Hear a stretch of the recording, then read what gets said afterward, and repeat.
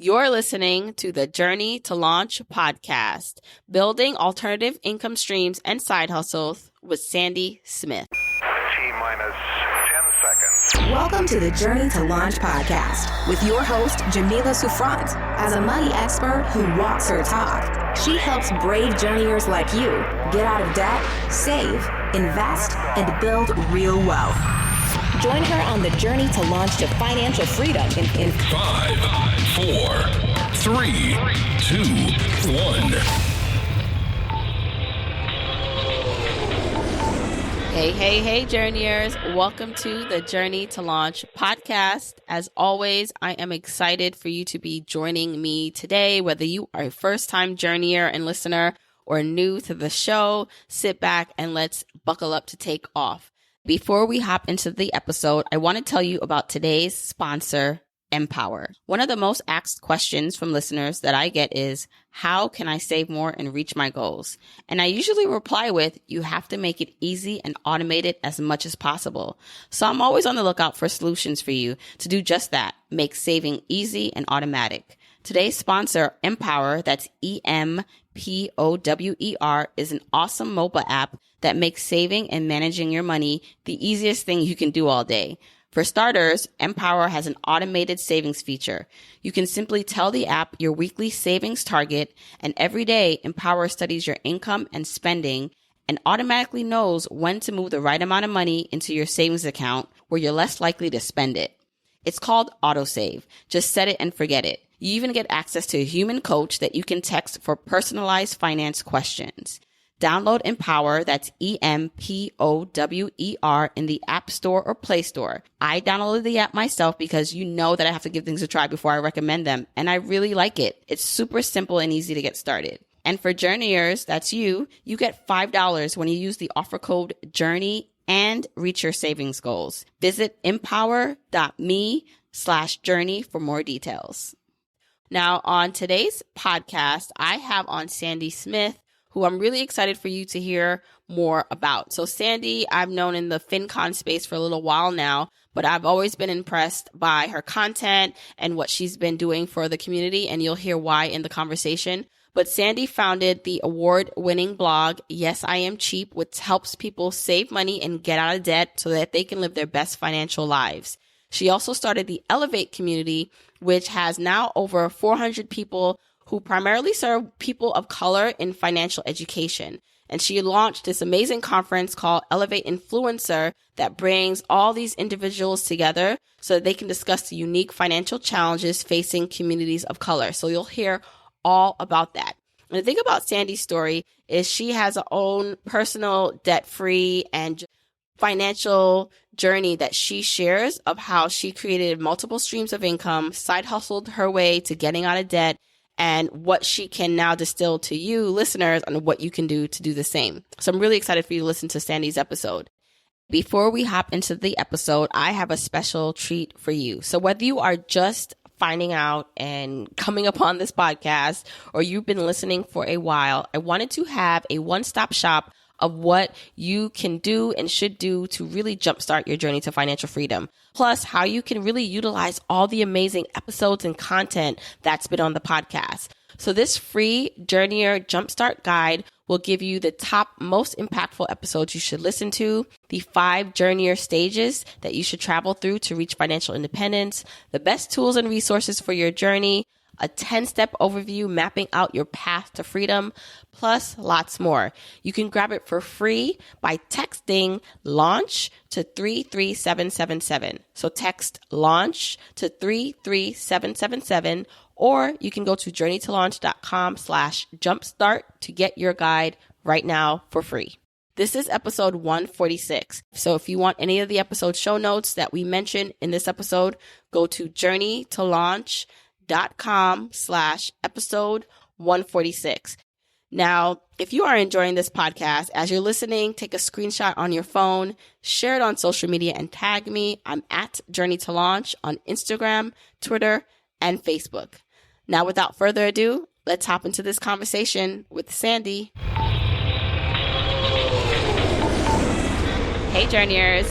Back with another exciting, what I think will be exciting, because Sandy is on the podcast, Sandy Smith of Yes, I Am Cheap, but also like a bunch of other things that she does. And she's going to share that. But Sandy, I met you via like FinCon. I always talk about FinCon. Some people listen to me. They're like, what is FinCon? Who cares? Like, I'm just here to understand my own finances. But as a fellow personal content creator, I remember like you being one of the first people that I saw in the space. And I was like, oh, who's this girl? And you had your blog and you were always putting out content. So I'm really happy to get to know you a bit better, to share your story with my journeyers, and for you to distill all this knowledge that I know you gathered over the years. So welcome to the podcast. Thanks for having me on. I'm excited to be here, and I'm excited that your podcast is doing so well. 1 million downloads. Woo! Yay. That's big time.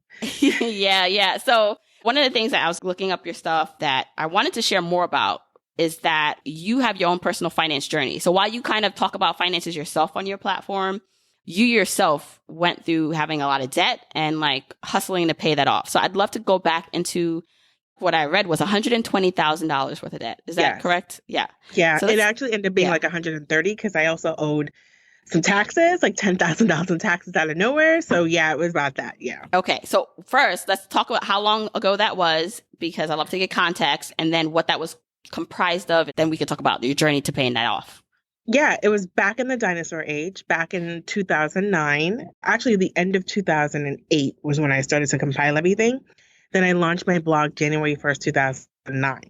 And that was what I owed at that particular point in time. And then, like I said, the 120 was what I owed as of January 1st. And then I got a notice from the IRS for like another $11,000.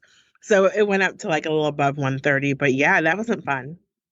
So where did that debt come from, and what made you decide to actually look that up at that point? What made you confront it at that moment? Yeah, it was all consumer debt. I didn't own a house. I didn't own a car. I didn't own a thing. I owed 2 degrees. That's what I owned. So I had a big chunk of money was from going to school, because we were told you go to school, you go to college. It doesn't matter how much you owe. You're going to come out. You're going to make all this money when you come out. So it's okay. And I had a bachelor's degree. I had a bachelor in science. I had a master's degree, MBA in general management with a concentration of small business entrepreneurship.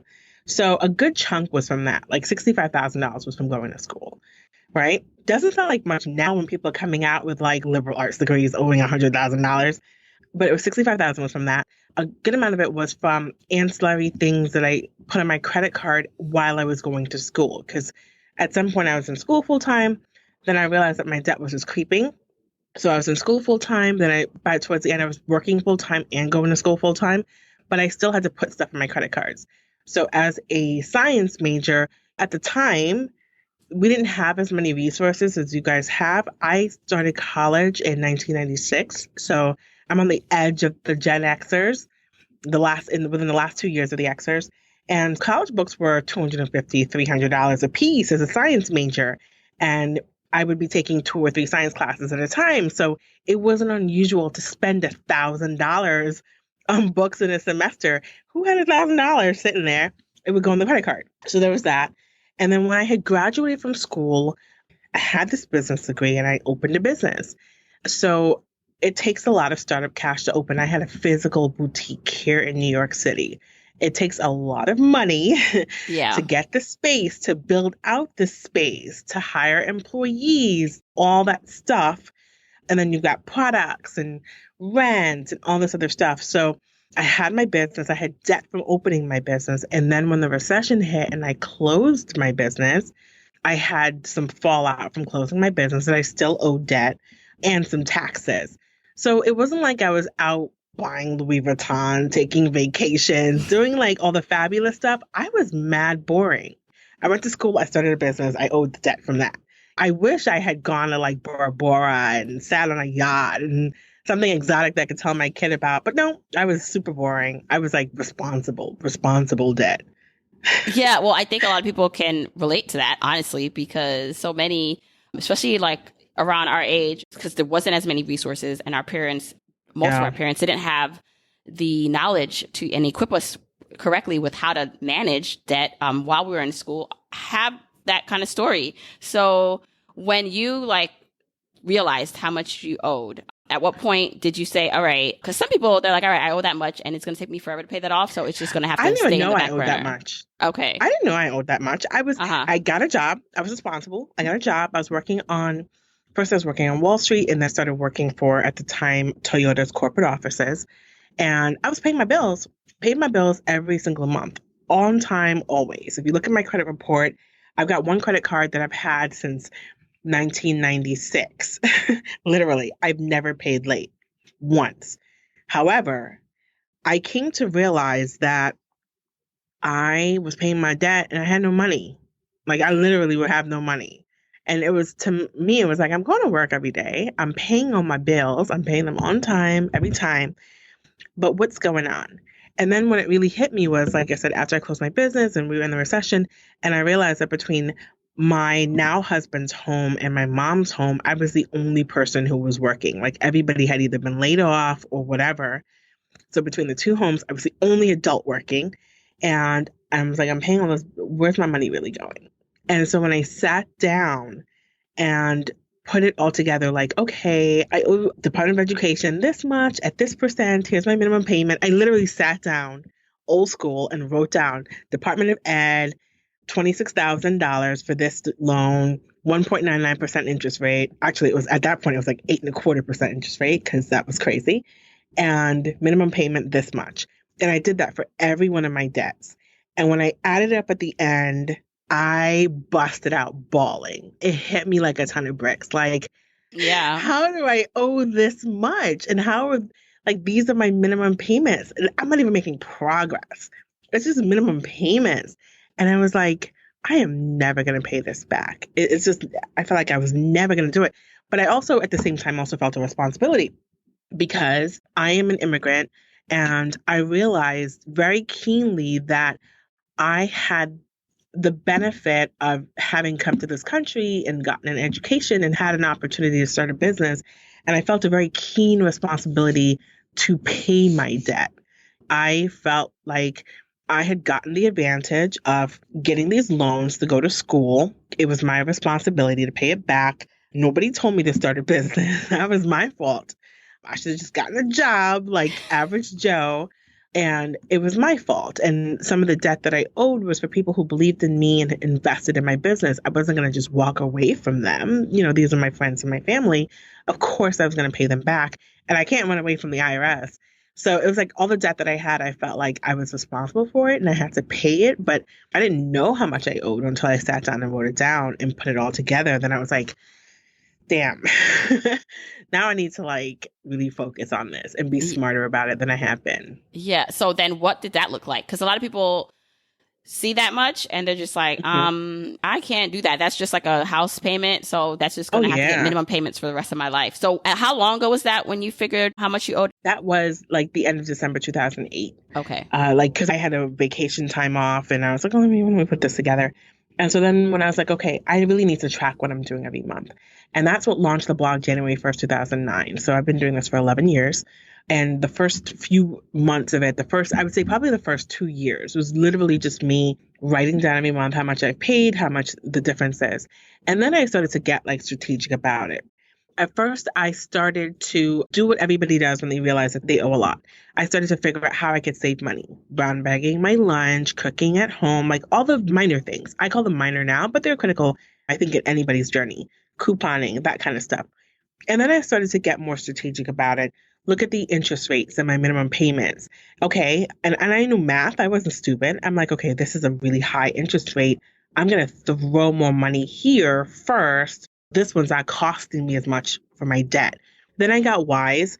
I started looking at balance transfer offers. And at the time, people were really loosey-goosey with the balance transfer offers. I was the queen of the balance transfer offers.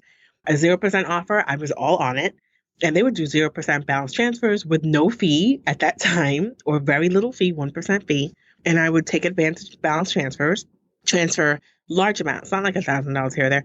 I remember one time I transferred like $6,000 off my student loans onto a credit card because it made sense to me. I was paying 8.25% interest there. They're offering me 0% here. Forget whatever tax deduction I could get because it didn't account for the interest I was paying. So I started doing things like that. Then I started reading more about personal finance because there's a difference between what you do on Wall Street and what you do as an individual with your own money. So education was a huge component for me in really getting wise and more strategic around my money. And then I finally realized I just wasn't making enough money. Point blank, period. Even when I did the math, I just didn't make enough money. And so then I really started to focus more on, okay, how can I supplement my income? I think that's critical for a lot of us. You can only save so much at some point for many of us. For many of us, we just truly don't make enough. Living in New York City, I was not making enough, period. Even with your degree, right? Were you still at Toyota or did you move on at that point? Yeah, at that point, I still was at Toyota. I was doing strategic research and planning on the automotive industry and on Toyota's strategy for making new money and finding new business. So I had a decent job, but just living in New York, supporting a household, it just wasn't enough money. And then servicing this debt, I just was not making enough, period. Yeah. Yeah. So I do like this pivot now because a lot of personal finance is about the first step is managing it, like really figuring out what's coming in, what's going out, trying to decrease your expenses, which I think is very great. But the key here, and everyone that I've ever spoken to, including myself, the reason why I've been able to pay off or do as much as I've done and saved as much as I've saved is my income as a driving factor. Mm-hmm. So you then started focusing on income and side hustling. Can you talk a little bit about that? So like, what was that journey like for you realizing I'm not making enough? What did you start doing to help supplement and make more? The first thing I did was really assess, could I make more at my job? At the time, I was overtime eligible, so I did a little bit of overtime, but it was limited. So then it was really, could I leave my job and get another job? But at the time, I wasn't ready because I really loved my job and I wasn't ready yet. It took me 2 years to talk myself into leaving my job so I can make more money. And it wasn't like I left for a lot of money.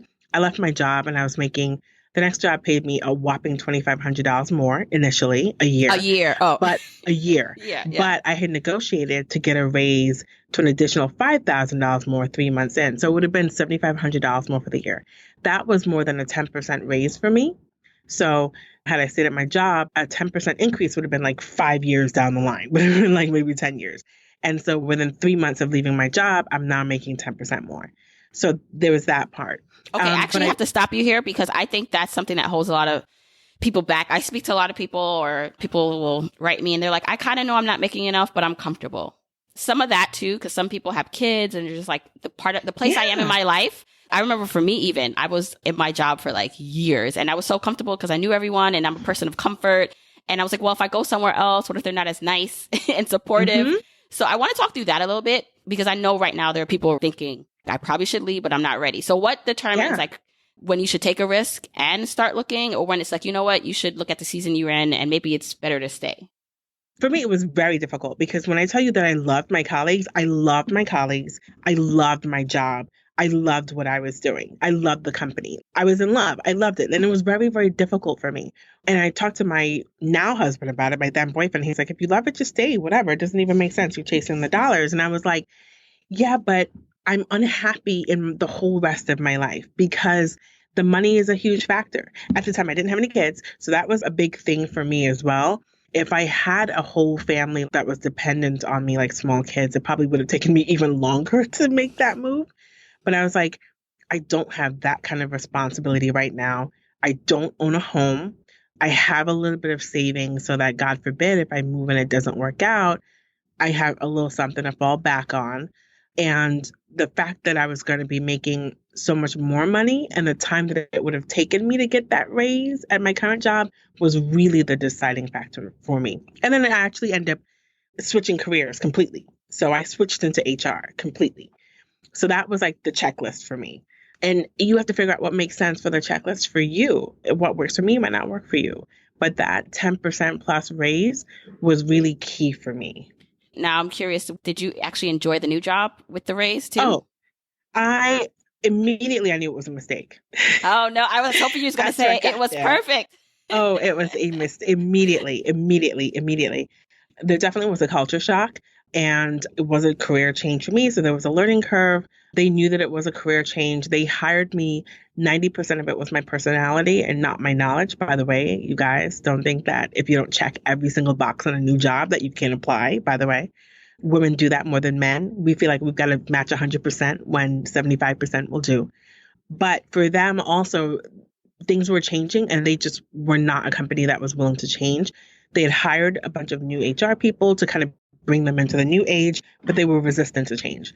So it was very difficult for me, who came from a very systemized way of doing things, and they were kind of willy-nilly and bringing them up. So I knew immediately I was not going to be there for a very long time.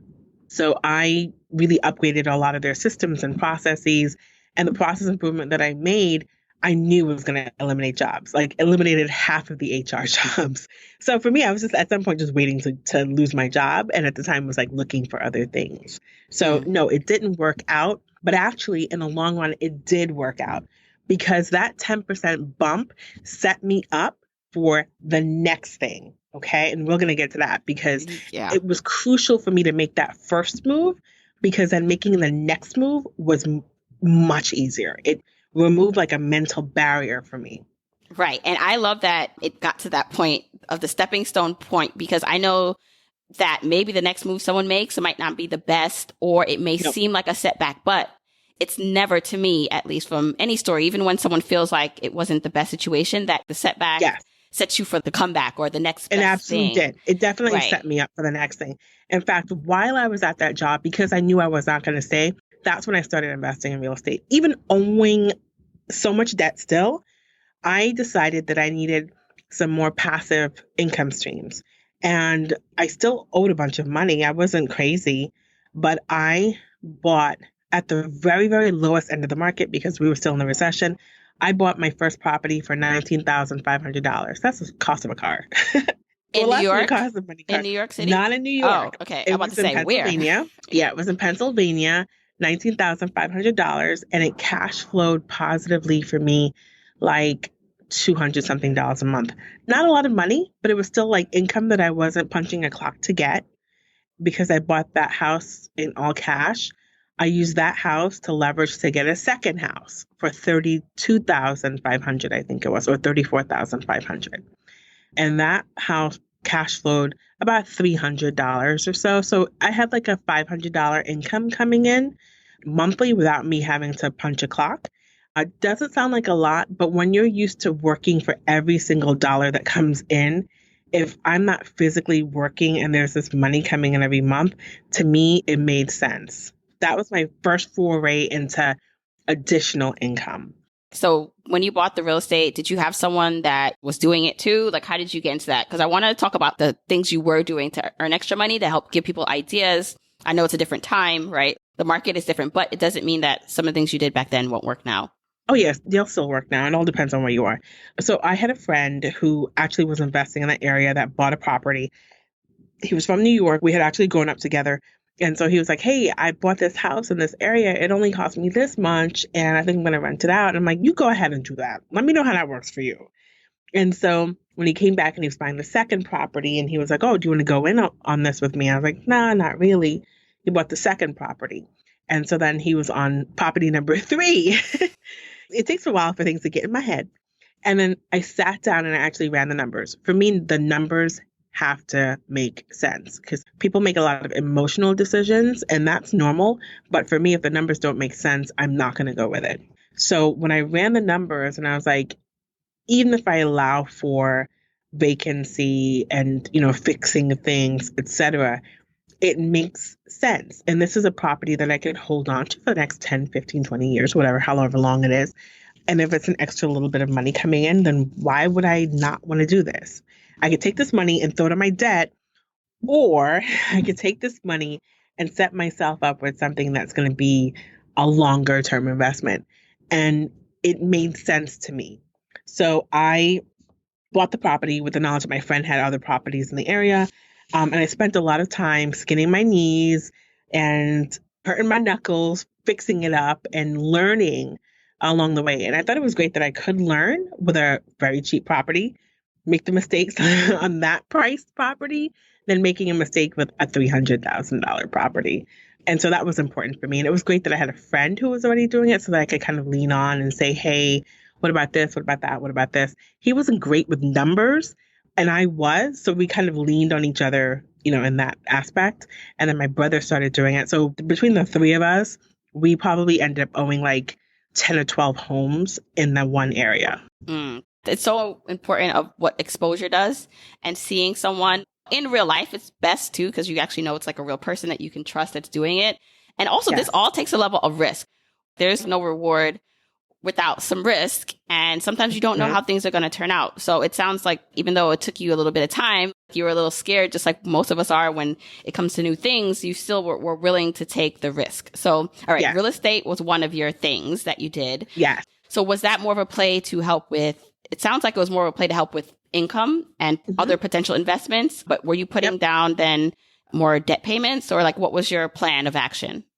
Yeah. So I would save half of that money towards the house because I'm like, stuff is going to happen. I know I'm going to need that money. And then I'll save half the money towards servicing my debt. So that helped me immediately have that money coming back in to help servicing my debt. So that was really important for me because honestly, and I'll say it now, probably not something somebody else should ever do. The initial money I borrowed out of my 401k because I physically didn't have it saved someplace. And then when I bought the second home, I got a mortgage on the second home, paid the first home back, and then put the money back in my 401k. Is it something I would tell somebody else to do? Probably not. Okay. But that way I felt like I could immediately have my 401k money working for me now and then working for me later.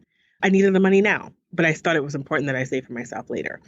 Having that money coming in really freed up and opened my eyes to the fact that there were other ways to making money outside of going to work, outside of punching a clock. So then I started looking around and like, where else can I make money? Immediately, eBay came to mind. And I had been selling stuff on eBay while I was in college, but I had turned away from it. And I went back to selling on eBay a little bit. You know, things here or there, I'd pick stuff up, or if I found something, and Craigslist, that was my second thing. If I got a deal on something, I would try to sell it. Craigslist, I was in the city. So New York City has 8 million people. That's a big market to get things to. I had some friends who owned like some cell phone stores. So I would like say to them, hey, I want to buy a couple of cell phones from you. Can you like just make your order a little bit bigger than what you're currently ordering? And I'll throw the extra money your direction, toss me like 10 phones. And so I became like the queen of selling cell phones on the corner of my office. Wait, in the city? In the city, in my suit.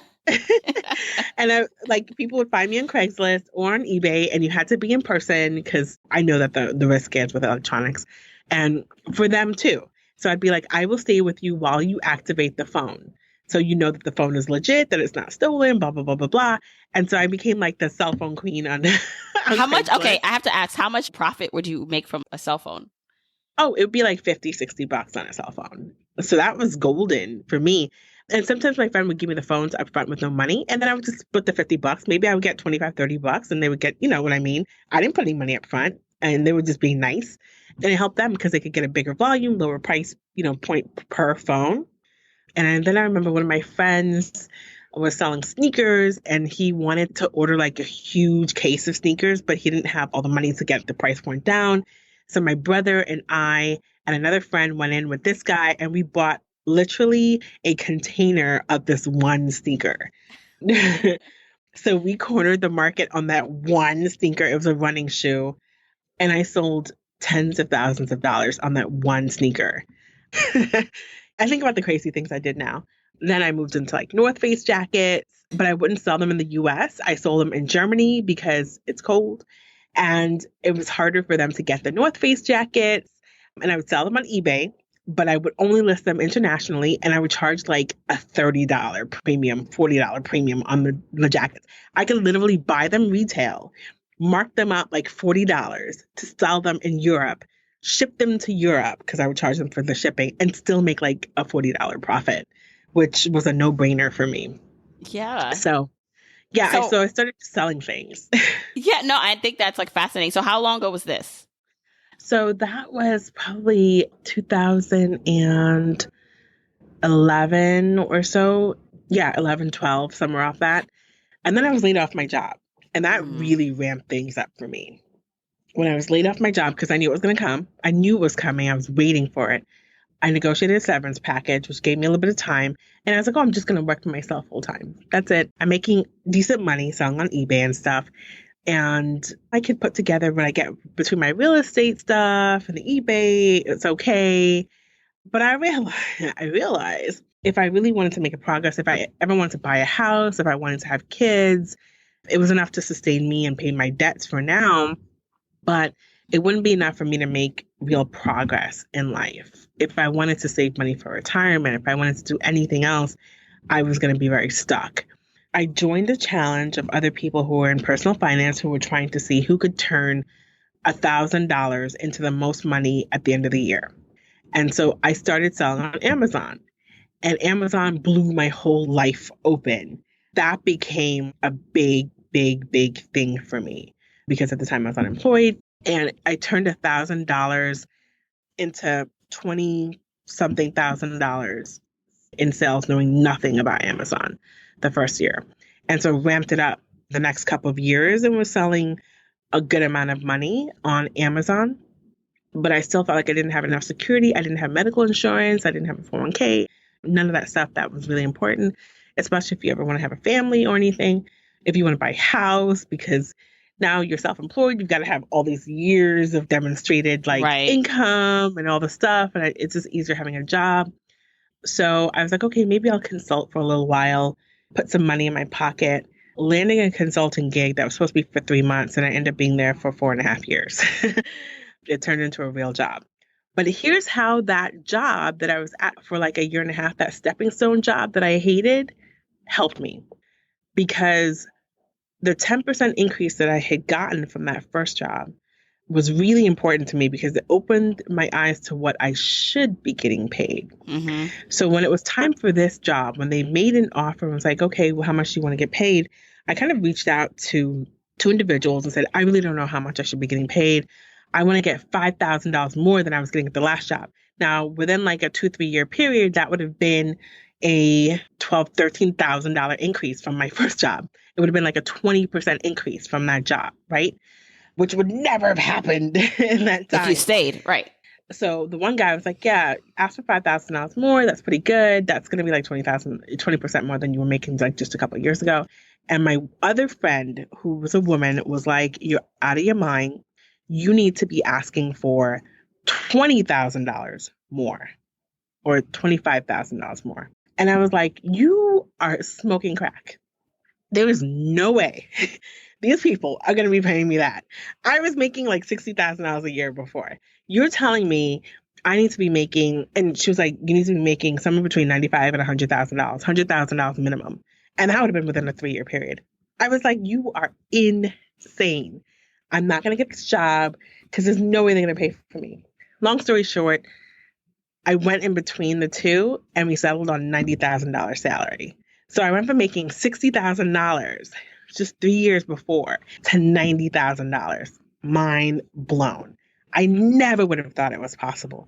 But I needed that crappy secondary in between job, that stepping stone job to get me to 90. Because had I stayed with my first job, not in a million years. Mm-hmm. Never would have happened. And definitely not within 3 years. It would never have happened. And you know what else you needed? You needed your friend to tell you like, no, you're thinking too small. It's crazy because our minds can only conceive like, unless you have a wild imagination. I have a wild imagination. Like I think really big sometimes and people look at me like, really, Jamila? Like you think you could do that? I'm like, why not? Right? But there's so many of us. I'm sure there are things even now that I put limits on myself because I'm like, wait, that is not possible. But with the money stuff, so many of us think, and it's funny, you could like do this exercise yourself. Like if you're not earning 6 figures right now, you're listening to this, I want you to challenge yourself and pretend or think to yourself, is it possible that I can earn 6 figures? And if your initial thought is no, like hell no, that's like crazy. That's already just a block that it's going to be hard for you to see opportunities like that. Then it's going to be hard for you to ask for your worth if you don't see that as your worth. I think it's great that you had someone who told you like, no, think bigger. So many people don't think it's possible for them. And it is. It is. It is. I didn't think it was possible for me. And to be quite honest with you, I didn't know many women of color. And as an immigrant, I didn't know anybody in my family was making 6 figures. I just didn't. Unless they had like 3-4 jobs they pieced together and they were doing this and they were hustling, not at a job. And the funny thing is that my friend who told me you were worth more was not a person of color. To her, this was normal and this was possible. To me, this was not normal to see a Black woman in her early 30s making six figures was impossible to me. It was like crazy. And that's why I scaled back and I didn't ask for what she told me I should ask for, because I was like, there's no way. They're not going to go for it. But yeah, I needed to know that it was possible. But she knew that it was possible because that was the norm for her. And that wasn't the norm for me. So get you some other friends Yeah. outside of your circle who see things differently, even when you can't see them. Yeah. And they always say, like, it's great, you know, your circle of influence, like, it's great. People get that support when they look like you, but ask the men like that you work with, ask the men in your field, because they definitely have that confidence of like, listen, I'm going to get paid what I'm worth. And so, yes, super important. I love that you brought that up, that she actually was like a non-person of color that like told you that. And that's how you become a real ally to people of color. Even as men, is just like sharing this information, because while it could be our own limitations and you could look at someone and be like, well, you're putting that on yourself. Sometimes all it takes is for that one seed to be planted. Did you be like, oh, so that's what that could be to help someone? Yeah, because I never would have. I would have asked for like 75,000 and been like happy getting 75,000. And they would have been like, sure, that's great. We'll give you that. They were happy when I asked for 90. They were like, no hesitation, nothing. They're like, okay, problem, no problem, fine, here you go. Which told me immediately, you idiot, you probably could have gotten more, like your friend told you. If I had asked for 75,000, I know they would have been like running around the office, being really happy that I only asked for 75,000. And so now here I am on the other side, and I do have a full-time job now, and I am in that six-figure range. I know I've hit a certain point, right? And for the next level, do I want to do what it takes to get to the next level? And I get recruiters calling me every week. I have recruiters in my inbox. And for me, I've just reached a point where I'm like, I'm good. My next step is completely working for myself again, full time. I'm not interested in climbing the corporate ladder. I'm not interested in the next level of money coming from some corporation. I'm interested in my level of money coming from me. Right. Which I love. So you are earning six figures in your job. And so what's cool here is that you kind of went to working for yourself and realizing that for your goals, it wasn't enough. So you have a job now and you have a child. So now you have a family, right, that you are supporting. And what does that look like for you? Because the side hustle, one of the things I wanted to discuss with you, because you had a lot of experience with side hustles. You still do a lot of side hustles, which I want to get into. But what now does your life look like balancing all that? Yeah, it's very difficult because I wasn't still supposed to be having a full-time job. In fact, I was working for myself again, round 2, working for myself. And a friend called me to come consult. Once again, it was supposed to be like a 3-month consulting gig. And I feel like I should never do this because every time I try to work for myself, I'm working for myself for a couple of months and somebody calls me to consult, it ends up being a job. I was supposed to be a 3-month consulting gig. I have now been here for a year and like 3 months.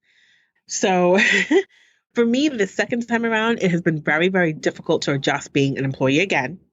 However, it still does make things easier. Like I bought my house a year and a half ago. So when I was in the process of buying my house and buying this particular house that we moved to because we had another house, again, it made it easier because now you've got a job, right? So we're conditioned as a society to default to you have a job. That's a more secure thing. And it makes things financially, if you're getting loans and things, easier. That said, this place that I work for is fully aware that this is not my do-all, be-all, and end-all. Full disclosure, you guys plucked me out of working for myself. I was only supposed to help you out for 3 months. So they do give me the leeway to continue doing the things that I need to do and doing my business. I sit in their office 2 to 3 times a week. I don't work traditional hours. My hours range between 9 to 4 or 5.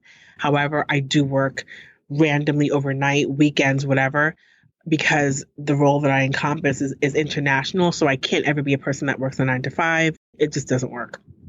I do have unlimited vacation time, but because I work around the clock, it doesn't really matter because even if I take a vacation, I'm really working. So they work with me in the framework of the things that I do. There is no such thing as balance. I'm going to tell you right now, I don't have balance. I have a 2-year-old. I try to be as conscious and present as I can when I'm with him, but that just means that I don't get as much sleep as normal people probably do. I wear a Fitbit. It tells me, hey, you suck at sleeping. Some nights are 4-hour nights. On average, it might be 5 hours. So there isn't as much balance as I would like. However, I know that I'm sacrificing right now so that I can set myself up for round 3 working for myself, which is Yeah. not going to come back to me working for somebody else again, even on a consultative basis, because I just don't want to. I want to focus on my son and my business and my family, and that's it. So how are you now building up to working for yourself? Because a lot of people listening may be thinking, okay, so I get the transitions and maybe this is something I want to like try to chart and map out myself. So what are you currently doing as side hustles or helping to bridge that gap for your income? Yep. And yeah, so what's that look like for you? So for me, it's important that I don't have one revenue stream because things will come and go, they ebb and flow. And having done this and then coach other people through it and seeing it in real practice, it's important for me that I don't just have replacement level income. I have replacement level income times a couple.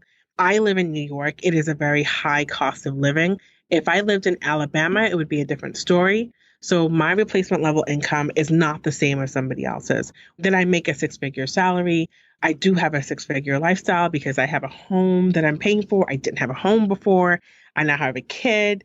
That costs money. Daycare. I looked at how much I paid for daycare last year. Ridiculous. I would never have conceived of paying that much for daycare. So I'm being very realistic and very intentional on what replacement level income looks like and making sure there are multiple revenue streams.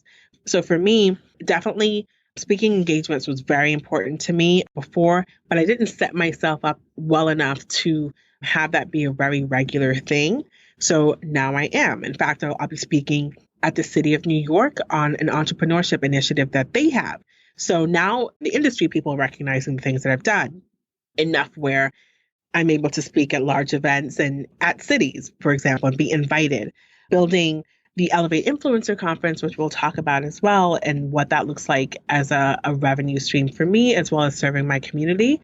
I have the Hustle Crew, which is a side hustle group where I teach other people how to side hustle. And so the revenue stream from that is from the classes that I teach. So I have that as well.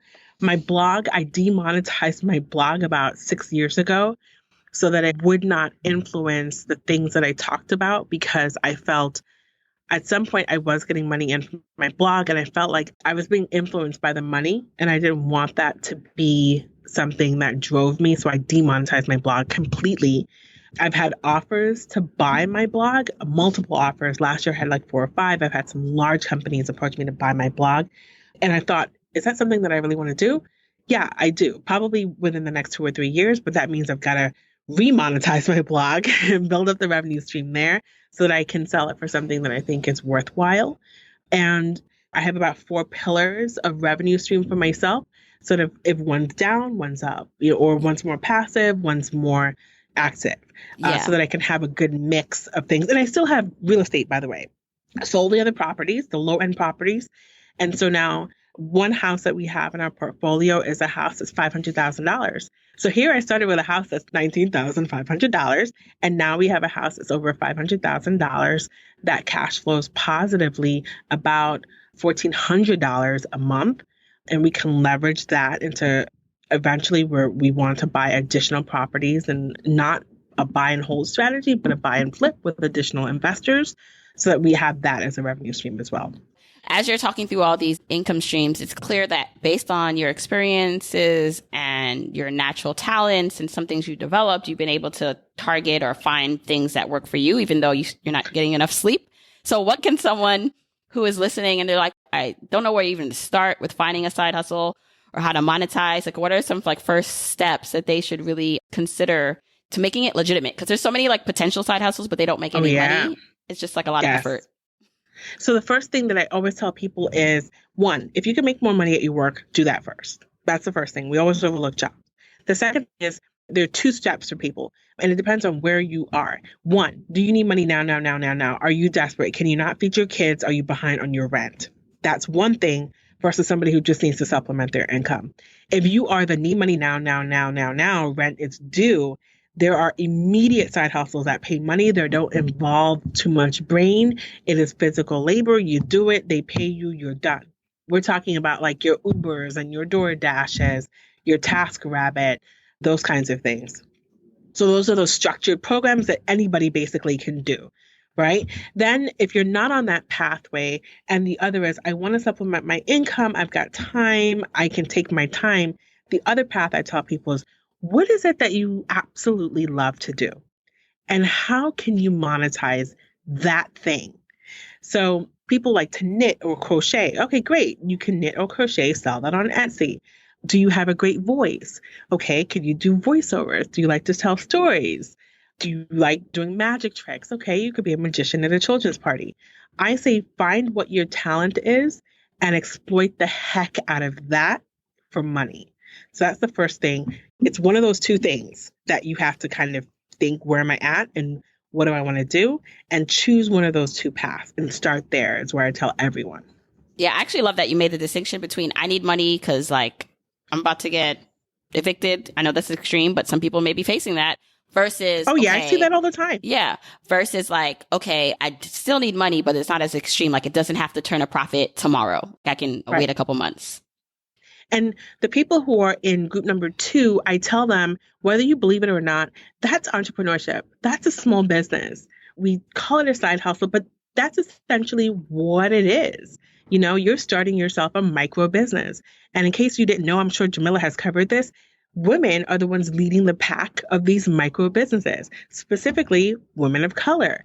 And that's what they are. They are micro businesses. And maybe we'll start out with just us with a little bit of money here or there. And as it grows, then you may want to formalize it. But if you start with something that you can do, that you know how to do, maybe you're doing it at work right now or something you love to do, and you can monetize that, you can turn that into a business. It doesn't mean that you leave your job. I never tell people to leave their jobs. Number one, hold on to your job with a death grip and build your business while you're at work or build your side hustle while you're working. And then if that's something that you choose to do full time, you continue to build it, decide how to grow it, and then potentially move after you're making at least 1.5 times whatever you make it work. And then you grow and go. And that's not to say that one side is better than the other. Some people are just happy doing Uber Eats, and that's fine. There's nothing wrong with that. I've tested it out myself for my groups. Yeah, I think it's super because as being someone who's left a full-time job that was like consistent earnings every month into going into entrepreneurship full-time, I can't stress enough how important it is. I know it's always greener on the other side, and I'm very blessed to have the kind of flexibility that I have. So I don't take that for granted, but there is something to be said for a steady like paycheck every month and being able to reach your saving and investing goals, right? And so this life, like, I think is super important. I left my job before I was replacing any portion of income because like it was more like back against the wall. I can't like do this anymore. But if you're not in that situation and you can hold on to your full-time job as long as possible while building up a business, do that. You don't want to start a business full-time or jump into entrepreneurship full-time not prepared, because if you're stressed about money now without that, it gets worse. Oh my God. Yeah. It does get worse. And it's tough for us if you're a mom because you have that additional responsibility. I feel it more keenly now than ever before. So whereas my husband's always like, don't do that. Just come to your business full time, whatever. I'm more like, I've got this little person who's dependent on me, and he's not just dependent on me now. He's going to be dependent on me for the next 20 years or so. And we have to think about not just right now, but what legacy we're leaving and what we're building for him. So a lot of what I'm focused on is that long-term wealth building right now. And it's not just for right this second, it's for the long term. So even with the property that we have that's rented out, that was a home that we were supposed to sell to buy our home that we're in right now. Instead, I convinced my husband to gut reno the house. We spent $250,000 gut renovating that house to rent it out.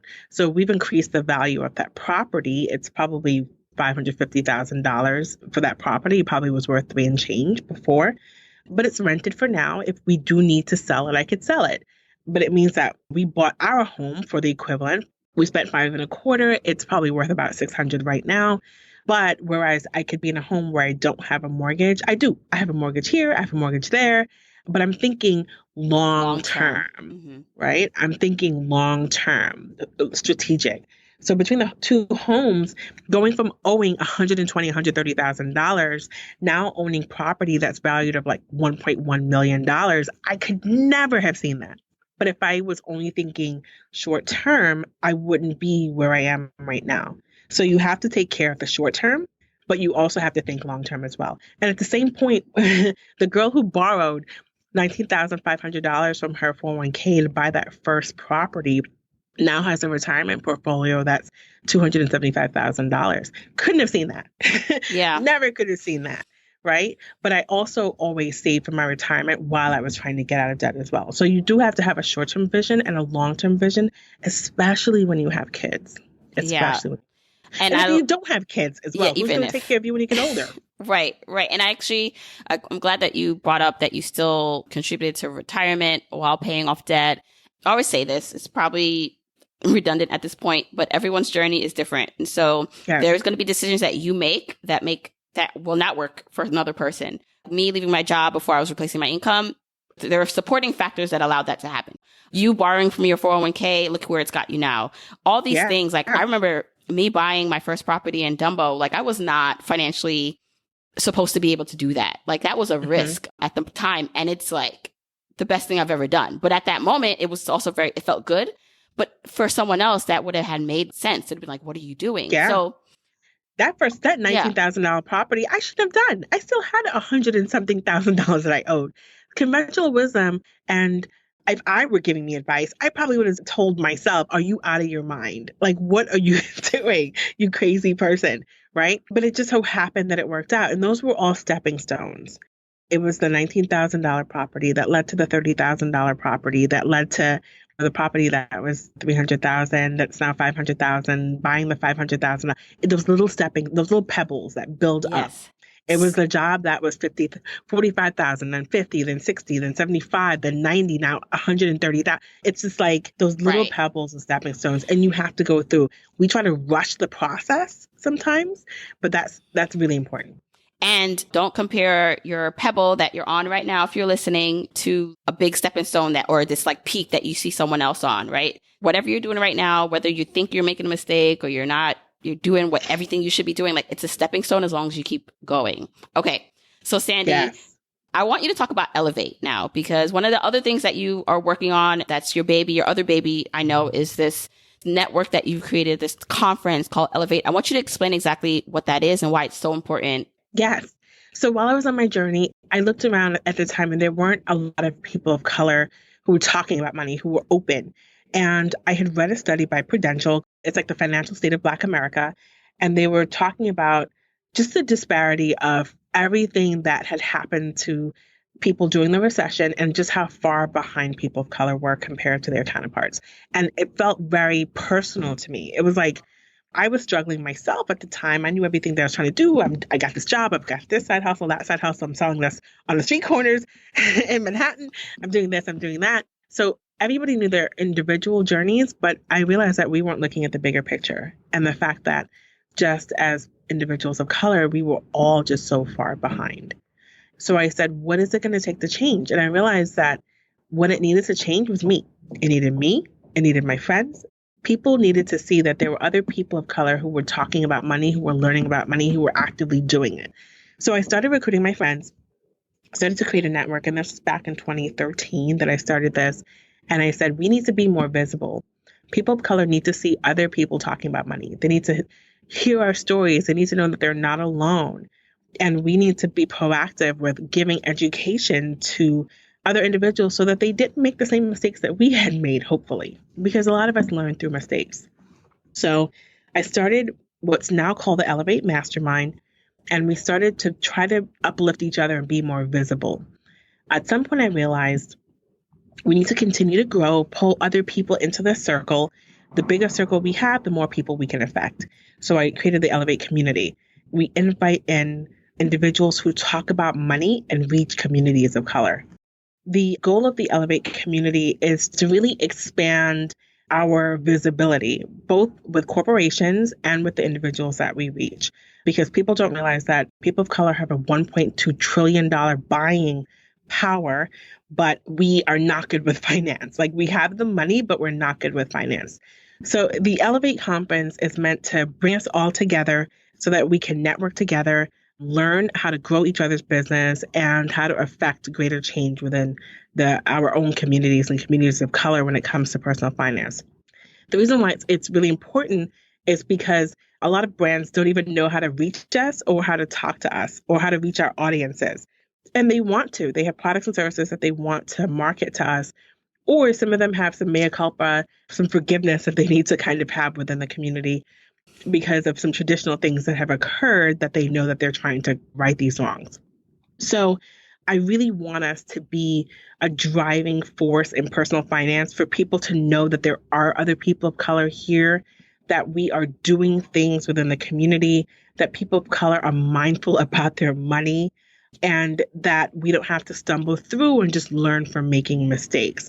That the 11 years of lessons that I've had, that the lessons that Jamila has had, that Tanya Rapley has had, that a Dominique Brown has had, that an Ash Cash, whomever, can reach you and you don't have to make the mistakes that we've all made, and you can learn from all of us and kind of apply whatever applies in your life to your particular situation.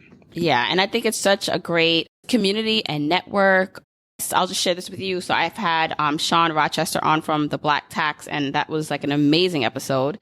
So impactful. And the reason why I even knew about Shawn was because it was mentioned in the Elevate community that we're in on Facebook. So first, I want people to find out more about Elevate and this conference. So I know I have a lot of people who are aspiring personal finance, like writers and content creators listening. And if you're a person of color, even if you're not and you want to be an ally, you need to just check out how you can be a part of Elevate. So I want you to share more about where people can find out about Elevate, about the Elevate conference, and then for just you, how they can follow your journey and what you're up to. Yeah, you can find out about Elevate at elevatewdc.com. The conference is in Washington, D.C. this year, so elevatewdc.com. And you can find out a lot about that, who will be speaking, the things that we're doing. And even so, you probably want to connect anyway just to be a part of the network and the community, because I envision us being a force for change going forward when it comes to personal finance. I want people to know that we're here and that we are a driving force. For me, I'm all over the internet. You can find me everywhere as Yes, I Am Cheap. That's my main brand. Or you can find me at I Am Sandy Smith on every social media network, everywhere. I'm pretty responsive. So those are the two ways that you can connect with me everywhere. And then just in general, whether my story resonates or not, I would encourage everybody to find somebody who you connect with on a personal level, whose stories speak to you, and see what lessons you can learn from them and apply in your own life one way or another. Yeah, this is great. And I will link all that in the show notes so you can find out more about Elevate and Sandy. Thanks so much, Sandy, for coming on the show. Thanks, Jamila. Okay, journeyers, I hope you enjoyed that conversation with Sandy, and I really would like you to check out her Elevate Influencer Conference. So if you are a person of color that wants to figure out how to better serve your community, even if you're an ally, you're not a person of color, but you want to figure out how you can help serve more people of need to learn about financial education, then get involved. You can check out more about the conference at journeytolaunch.com/elevate. And then you can also link up with Sandy where she mentioned to find her. Now, this podcast, I always say I want you to get not only inspired, but take action. So if there's something that you heard that maybe you didn't understand or you want to research, write it down or take a mental note and take some time in here, because I'm not just only here to inspire. I love it when you say that you feel better from listening to the episode, but I want you to take action. And so if you thought of something or learned something from this episode, share it with me. Tag me at Journey to Launch on Instagram, Twitter, or Facebook. Take a screenshot. Share it with your family and friends, right? Don't keep this information all to yourself. I am sure there's someone in your life that needs to hear this. Now, I always say this, but if you are listening to this on Apple Podcasts, that's that purple app on your phone, don't forget to subscribe, rate, and review. I read every review, but literally, doesn't matter where you listen. This podcast is free. So once you subscribe to it, you'll just get all the episodes automatically downloaded to wherever you listen, probably your phone if you listen there. But it's just a great way to keep in touch and to make sure that you don't miss an episode. Don't forget to grab your free Journeyer Jumpstart guide so you can get guided on the best ways to utilize all this great information from the podcast and from my content and where to begin your journey to financial freedom by texting LAUNCH to 33777 or go to journeytolaunch.com/jumpstart. Okay, that's all I had. Until next week, keep on journeying, journeyers.